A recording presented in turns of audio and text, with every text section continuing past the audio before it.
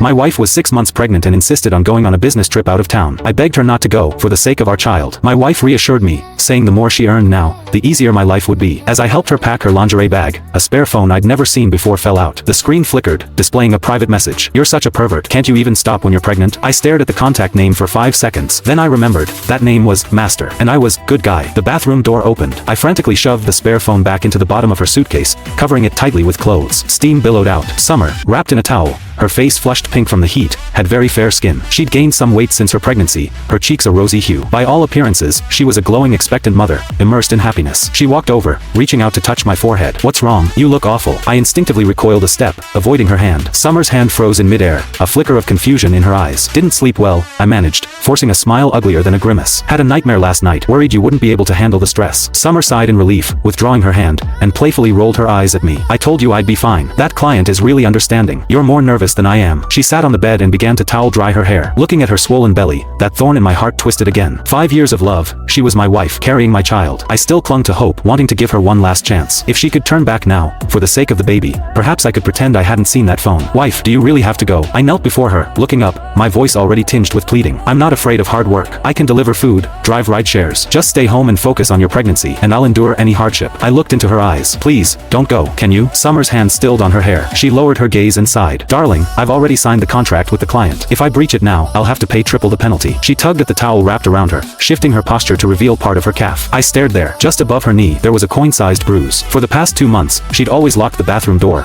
not even letting me in when I brought fresh clothes. And on the rare occasions her arms and legs were visible, there were always inexplicable bruises. Last week, it was her inner left thigh. The week before, her arm. Each time I asked, my heart aching, she had a perfect explanation. The bathroom was slippery. I accidentally bumped into something. I hit the corner of the office desk. You know pregnant women are clumsy. I believed her, my heart breaking for her. I covered the entire bathroom floor with non-slip mats. I bought dozens of feet of corner protectors, covering all the sharp edges of our furniture. I wished I could turn myself into a ball of cotton and wrap her inside. Now it seemed, I was indeed a ball of cotton. A rotting piece of cotton, casually kneaded and used to wipe someone's backside. What kind of bump would perfectly land on the inner thigh? What kind of fall would result in bruises that looked like they were forcefully squeezed by fingers? I stared at her calf, my stomach churning. Summer seemed to notice my gaze and pulled the towel down to cover her leg. She walked over, naturally draped her arms around my neck, carrying the pleasant scent of her shower gel. She buried her face in my neck, rubbing it gently. "Darling, help me blow dry my hair, please. I'm leaving first thing in the morning, and I want you to spend more time with me." Yesterday, I would have considered it a sweet burden. Now, I felt only revulsion, every hair on my body standing on end. I rigidly picked up the hairdryer, my fingers running through her hair. The hot air roared, masking my ragged breathing. In her eyes, what was I? A sugar daddy providing a paycheck and a stable life? "How many days will you be gone this time?" I turned off the hairdryer, my voice so cold it even scared myself. 3 days. I'll be back Sunday." Summer turned around, wrapping her arms around my waist, her face pressed against my lower abdomen. "I'll miss you."